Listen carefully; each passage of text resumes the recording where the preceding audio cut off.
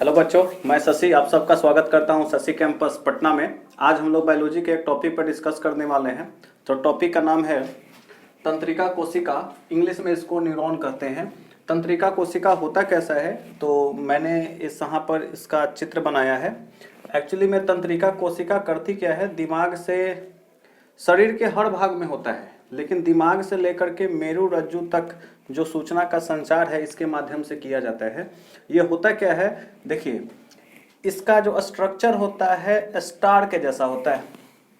Star के जैसा एक स्ट्रक्चर है और फिर ये नीचे आगे लंबा और पतला होता जाता है और जहां से मुड़ता है। अब ये देखिए जो स्टार है, स्टार के अंदर एक केंद्रक होता है, गोल केंद्रक के चारों ओर में कोशिका द्रव भरा होता है। और ये जो बीच का जो व्हाइट वाला भाग है, इसमें जो व्हाइट वाला बीच वाला भाग है उसको हम लोग साइटोन करते हैं। व्हाइट वाला जो भाग है उसको बोलते हैं साइटोन। यानी साइटोन के अंदर ही कोशिका द्रव्य और केंद्रक दोनों होता है। यही साइटोन आगे जाकर के पतला होता हुआ एक नली बनाता है जिसको हम लोग एक्सॉन कहते हैं। इस एक्सॉन के अंदर भी कोशिका द्रव्य पूरा भरा होता है। और अब देखिए नीचे ये एक्सॉन आगे जाकर के कई छोटे छोटे शाखाओं में बंट जाता है जिसको सूत्र युग्मक गांठ कहते हैं। और अब देखिए करता क्या है, ये जो आपका साइटोन है, साइटोन के केंद्र से डेंटाइट्स बनता है। डेंटाइट्स अगर एक होगा तो उसको डेंड्रन कहेंगे और उससे एक से ज्यादा अगर शाखा निकला हुआ है तो उसको डेंटाइट्स कहते हैं। अब समझिए इसका क्रिया विधि। मैंने तो अभी इसकी संरचना को समझाया, ये है क्या। अब हम बताते हैं इसका क्रिया विधि, ये काम कैसे करता है। ये जो डेंड्राइट्स जो आपको दिख रहा है, जो केस के समान है, सर में जैसे बाल होता है उस तरह का ये शाखा है। अब ये करता क्या है, सूचनाओं को कैच करता है, पकड़ लेता है, आपस में उलझा लेता है, पकड़ लेता है और पकड़ करके उनको आवेगों को पकड़ता है। तो आवेग जो होते हैं विद्युत के रूप में होते हैं, उनको डेंटाइट्स पकड़ लेता है और पकड़ करके साइटोन साहब को दे देता है। अब साइटोन इसको लेता है और केंद्रक ये डिसीजन करता है कि अब ये सूचना किस अंग को भेजना है और फिर ये सूचना को एक्सॉन के जरिए आगे की ओर बढ़ा करके समसूत्री युग्मक गांठों तक पहुंचा दिया जाता है। ये समसूत्री युग्मक जो गांठें देखिएगा, यहाँ भी फिर केस की तरह छोटा छोटा शाखा है, यहाँ पर फिर डेंटाइट्स जैसा देख रहे हैं, उसका स्ट्रक्चर नीचे होगा। फिर अब इसके नीचे एक न्यूरॉन होगा और न्यूरॉन के ऊपर डेंटाइट्स होगा। ये डेंटाइट्स और ये समसूत्री युग्मक इस तरह से आपस में उलझ जाएंगे। तो ऊपर का जो सूचना है ये फिर नीचे को कन्वर्ट हो जाता है और फिर दूसरा उसके नीचे न्यूरॉन होता है, उसमें वो सूचना ट्रांसफर हो जाता है। फिर वो दूसरे न्यूरॉन के नीचे तीसरा न्यूरॉन होगा और ये सूचना एक स्थान से दूसरे स्थान तक ट्रांसफर हो जाता है।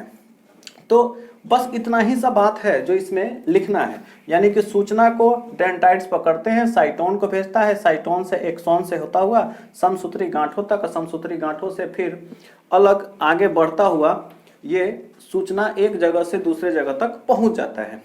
एक और चीज है कि जब ये समसूत्री गांठों से जब एक दूसरा गांठ जब नीचे से एक और आता है और ये जुड़ता है तो इसको सिनेप्स कहते हैं।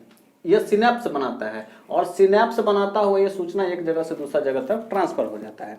अब देखिए तंत्रिका कोशिका के बारे में मैंने यहाँ पर कुछ डिटेल्स लिखा है, तो अब इससे ज्यादा कुछ पढ़ना भी नहीं है। जो मैंने लिख दिया है वो नोट्स भी आप बना सकते हैं, इसकी तैयारी कर सकते हैं और ढंग का है। जो मैंने बताया वही चीज इसमें लिखा हुआ है, मैं आपको पढ़ करके एक बार सुना देता हूँ।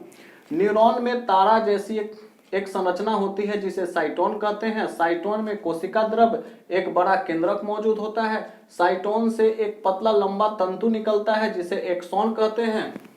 ये हो गया, एक्सॉन कहते हैं। एक्सॉन में कोशिका द्रव्य भरे होते हैं। साइटोन से पतले पतले तंतु निकलते हैं जिसे डेंड्राइट्स कहते हैं। डेंड्राइट संवेदी अंग जैसे नाक, कान, जीभ आदि से संवेदना को ग्रहण करते हैं और साइटोन को पहुंचाते हैं। ये पकड़ेगा और साइटोन को पहुंचा देगा। साइटोन में संवेदना विद्युत आवेगों में बदल जाता है और फिर यह संवेदना एक्सॉन के द्वारा समसूत्र युग्मन गांठ तक पहुंचा दिया जाता है। यह सूचना विद्युत के माध्यम से यहां से गांठ तक पहुंचा दिया जाता है। उसके बाद देखिए हमने लिखा एक्सॉन के चारों तरफ एक चर्बीदार आवरण होता है जिसे मेडुलरी कहते हैं। मेडुलरी के ऊपर एक झिल्ली होता है जिसे श्वान कोशिका कहते हैं। ये देखिएगा, ये जो एक्सॉन है, एक्सॉन के ऊपर जो ग्रीन कलर का आपको दिख रहा है वो मेडुलरी है, वो चर्बी है। उसके ऊपर ब्लू कलर का एक परत है, उसको बोलते हैं श्वान कोशिका। जब दो श्वान कोशिका एक जगह मिलता है तो उसको नोड्स कहा जाता है। नोड्स मतलब होता है गांठ, कि जहां दो वो एक दूसरे से जुड़ेगा वहां पर गांठ पड़ जाएगा। तो ये जो ब्लू वाला कलर देखिए यहाँ पे हम लिखे हैं रेनवियर की नोड्स। तो दो गो नोड्स, जहां भी श्वान कोशिकाएं आपस में मिलेंगी उनको रेनवियर की नोड्स कहते हैं।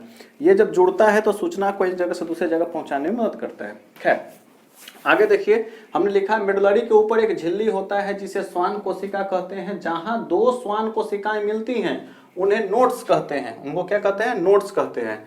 जब एक श्वान बहुत लंबा हो जाता है, ये खूब लंबा, बहुत लंबा हो जाएगा, तब यह तंत्रिका तंतु कहलाता है। और कई तंत्रिका तंतु के मिलने से तंत्रिका तंत्र का निर्माण होता है। यानी कि कोशिका, तंत्रिका कोशिका कहिए, तंत्रिका उत्तक कहिए, उनका निर्माण हो जाता है। तंत्रिका तंत्र एक बहुत बड़ा शब्द है। तंत्रिका तंत्र के अंतर्गत मस्तिष्क भी आता है, मेरुदंड भी आता है और न्यूरॉन भी आता है। तो तीनों का निर्माण तंत्रिका तंत्र, यानी कि तंत्रिका तंतु जो है ये लंबा वाला, यही मस्तिष्क भी बनाएगा, मेरुरज्जु भी बनाएगा और न्यूरॉन भी बनाता है।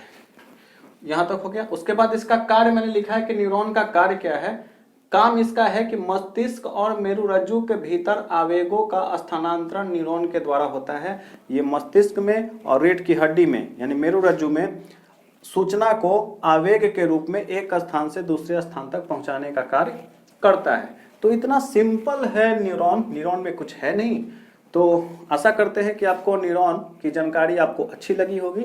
अगर अच्छी लग रही है तो आप वीडियो को सब्सक्राइब कर दीजिए, लाइक कर दीजिए और अपने दोस्तों तक ये जानकारी पहुंचाइए। आप इसका स्क्रीनशॉट ले लीजिए